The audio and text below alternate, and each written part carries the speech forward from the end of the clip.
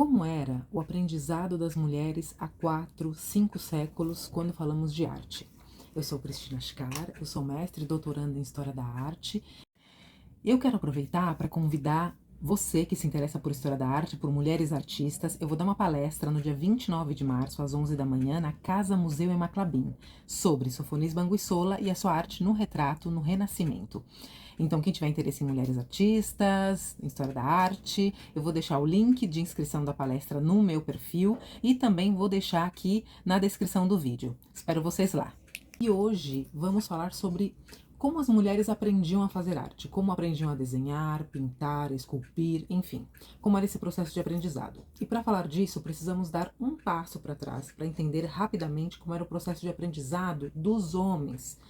Bom, normalmente um menino era acolhido num ateliê onde havia um mestre que já era um artista reconhecido, famoso na região.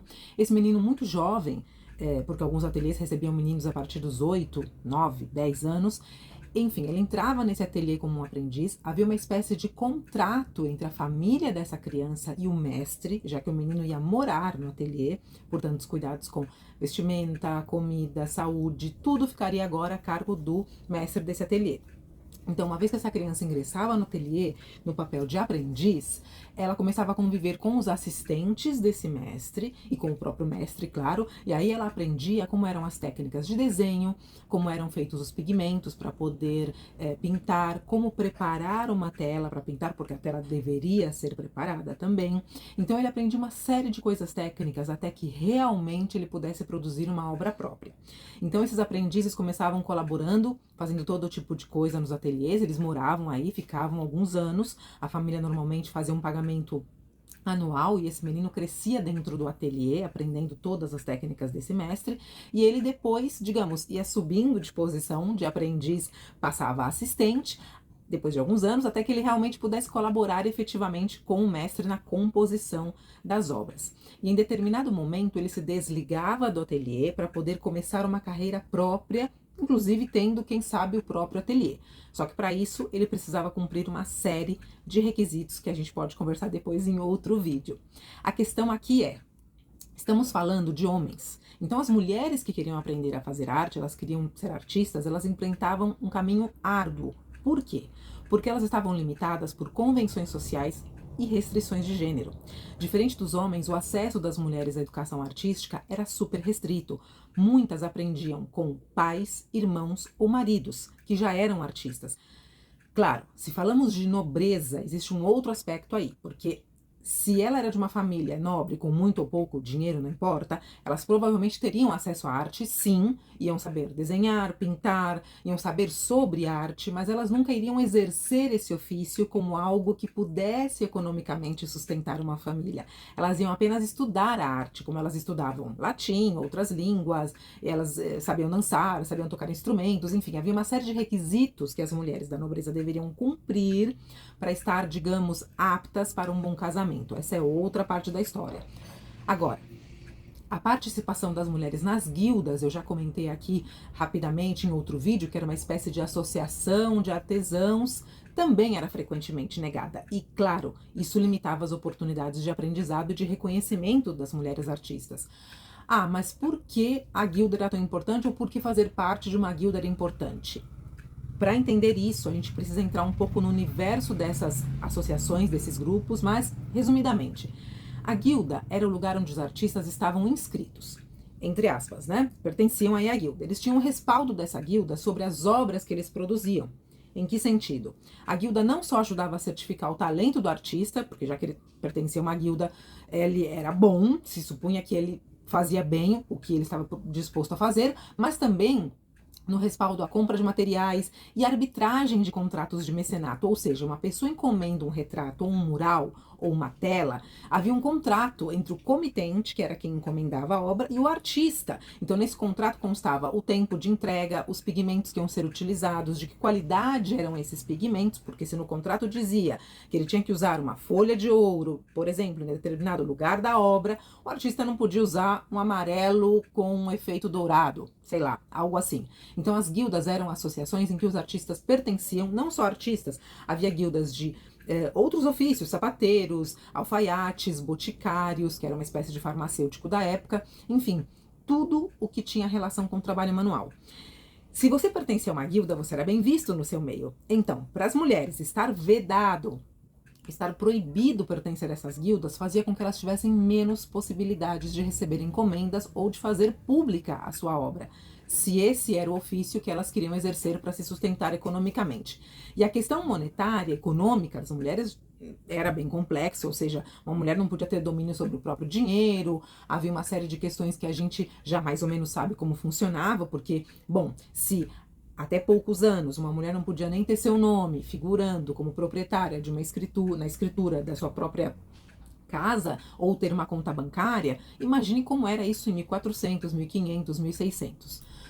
Algumas mulheres conseguiram quebrar essa barreira, como a gente já viu por aqui, por exemplo, no vídeo da Elisabetta Cirani. Ela chegou a ter uma academia, né, uma escola de arte para mulheres, mas isso dependia também da região em que se encontrava a pessoa. Estamos falando aqui da Europa, mas também a nossa mente nos remete bastante para a Itália, né, o que hoje nós conhecemos como Itália. Então dependia da região onde a pessoa se encontrava, quais eram as regras, digamos, as leis daquela região, inclusive em se tratando de guildas, né, dessas associações de artesãos. Então, isso podia variar de região para região.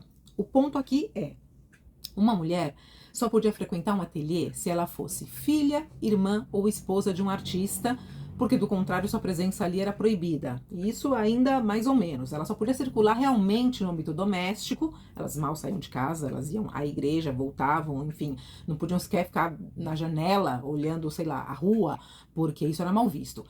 A gente tem o caso da Marietta Robusti, conhecida como La Tintoretta, que eu vou falar sobre ela no próximo vídeo. Ela era filha de um pintor super conhecido, Tintoretto, e ela se vestia, quer dizer, ela não, o pai a vestia de menino para que ela pudesse frequentar o ateliê dele desde muito pequena. E isso a converteu numa artista super conhecida, super reconhecida em seu tempo. Nós vamos falar da Marietta aqui nesse perfil também. Inclusive, quando falamos da Marietta, fala-se bastante também da questão da atribuição das obras, porque, bom, ainda estamos estudando a questão de que algumas obras se foram feitas pela Marietta, pelo pai, pelos irmãos, enfim, é um assunto para outro vídeo. Voltando. O estudo das técnicas artísticas era bem restrito para as mulheres. O estudo da anatomia, que é fundamental para uma representação realista do corpo humano, era inacessível. E se algumas conseguiram fazer esse tipo de estudo, foi de forma clandestina, porque se já era difícil para uma mulher frequentar ateliês ou academias para aprender a pintar, esculpir, ver corpos nus ou cadáveres para estudar a anatomia humana era algo fora de cogitação por vários séculos. Inclusive a questão dos cadáveres estava proibido até para os homens, né? Embora nós sabemos que muitos artistas fizeram esse tipo de estudo, porque hoje nós temos acesso aos cadernos de prática deles, mas enfim, era toda uma questão. Apesar das dificuldades, muitas mulheres triunfaram, deixando obras que transcenderam através dos séculos. Sofones Banguissola, por exemplo, com os seus retratos tão expressivos, conquistou a corte espanhola. A Artemisia Gentileschi, que já vamos também ter um vídeo sobre ela aqui, com a sua força e realismo que tanto a caracterizaram, retratou heroínas bíblicas com muita paixão e intensidade.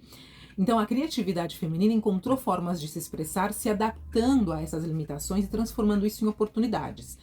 O que nós observamos bastante, com frequência, é uma técnica primorosa, por exemplo, com respeito à composição de retratos, e aí vemos uma dedicação à representação de feições, de mãos, de vestimenta e também do ambiente. Naturezas mortas, como no caso da Clara Peters, de quem já falamos aqui, e temas religiosos.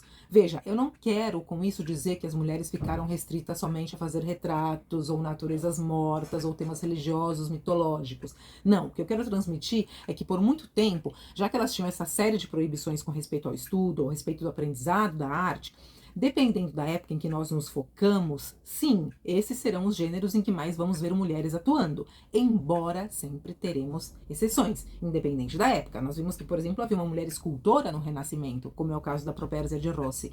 Vocês viram, ela fazia esculturas impressionantes. Nós, infelizmente, não temos material suficiente para estudar e conhecer a respeito de como foi o processo de aprendizado da Properzia, mas o que ela fazia era incrível e ela nos deixou peças sensacionais.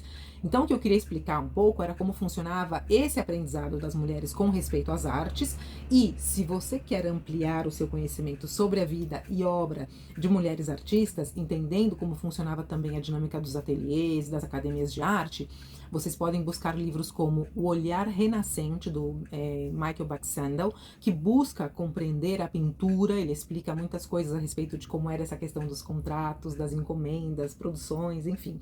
E ele explica bastante também sobre a experiência social na Itália da Renascença. Outro livro, Mulher, Arte e Sociedade, da maravilhosa Whitney Chadwick, que nos informa sobre condições em que as artistas trabalhavam desde a Idade Média até o presente. Ela também discute a relação e o envolvimento das mulheres na arte. A única questão é que esse livro eu não sei se existe em português, porque eu só conheço as edições em inglês e espanhol. Aliás, essa é uma das questões de estudar mulheres artistas. Nem todos os materiais estão traduzidos. Isso também acontece com outros temas dentro da história da arte. E tem também o Breve História das Artistas Mulheres. Embora tenha algumas lacunas ou partes com as quais eu não estou muito de acordo, porque a pesquisa ou a abordagem da Suzy Hodge, pelo menos para essa obra, parece ter sido um pouco mais superficial, digamos. Ela lista uma série de artistas. Então, para quem quer conhecer mulheres artistas, mais mulheres artistas, e se aprofundar no tema, pesquisando por outro lado, lendo outras obras, essa pode ser uma porta de entrada, tá? Bom, deixem nos comentários suas dúvidas, sugestões para os próximos vídeos, serão super bem-vindas as sugestões. Podem também mandar um e-mail para info@relatosdearte.com e fiquem atentos porque teremos mais relatos de arte sobre mulheres artistas. Obrigada e até a próxima.